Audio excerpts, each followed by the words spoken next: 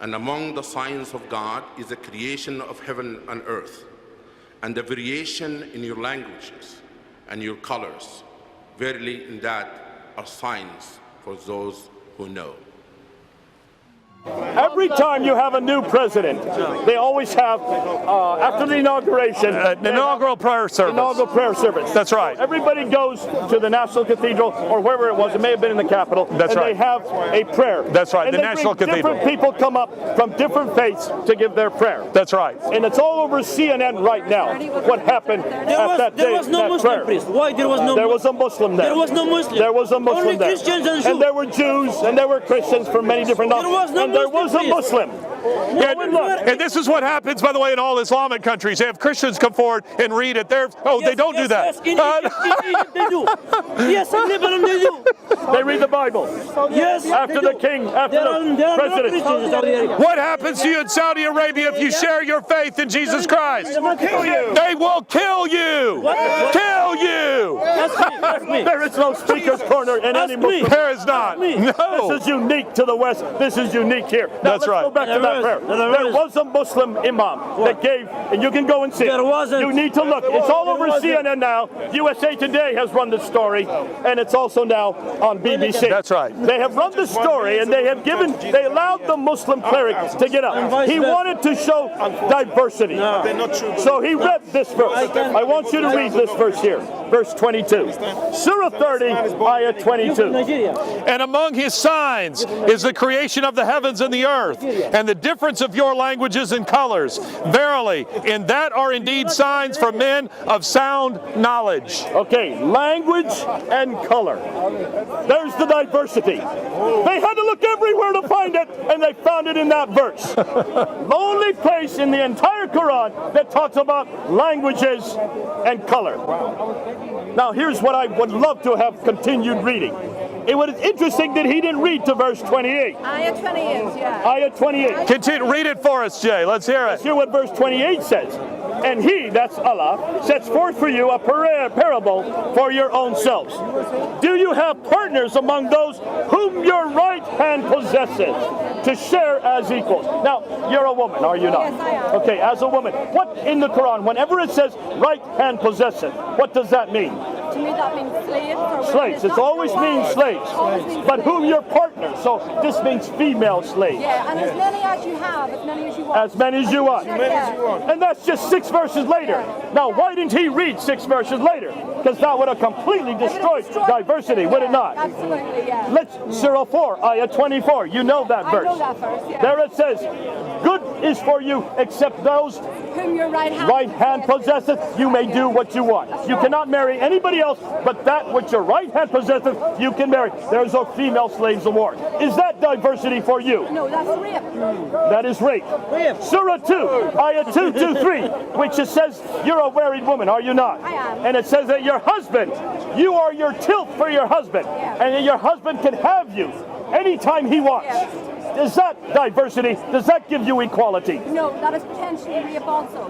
That is also marital rape, we call that. That's marital rape, where you don't even have control over your own body. Yeah. Surah 5, ayah 51, Larry. It says, and let's read it. And while I'm opening up to read it, in fact, why don't you read it? Surah 5, ayah 51 talks about you and me, because this has to do with us. We would like to know if Muslims are supposed to get along with us. Read verse 51 and see what it says. O you who believe, take not the Jew and the Christians as friends, protectors, and helpers.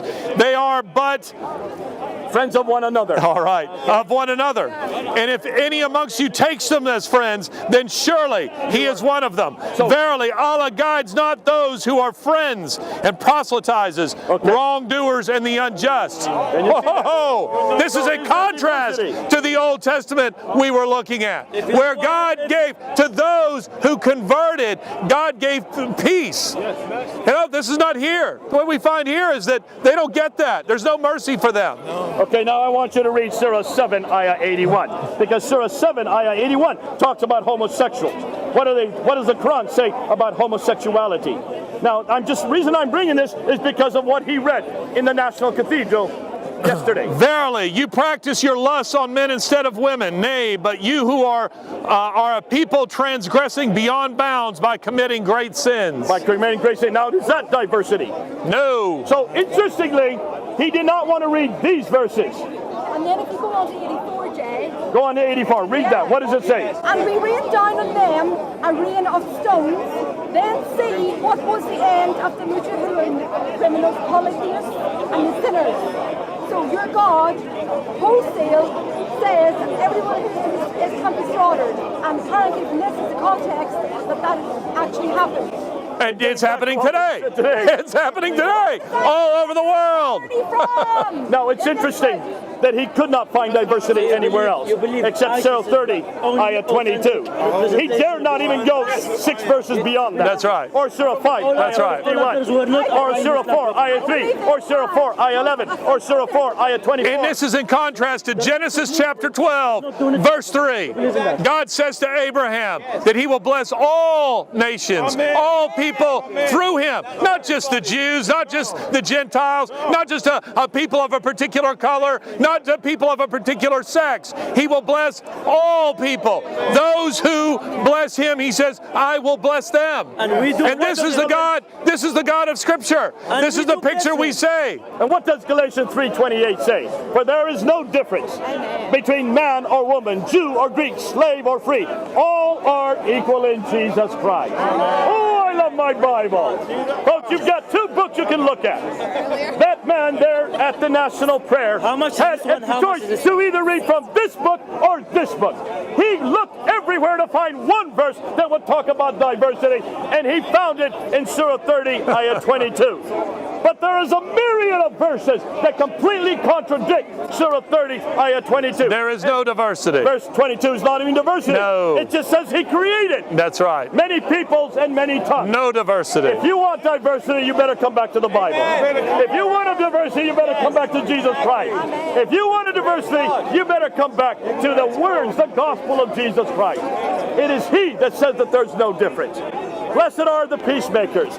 He does not allow violence. We cannot force people to accept this book. It's not the way the Christian faith is spread. And again, you can find all over the world today examples of how Islam is being spread through violence. Through violence. Through violence. Real quickly, as an American. Are you an American? I am an American. How come you're white? How come you look from... Thank God you can be any color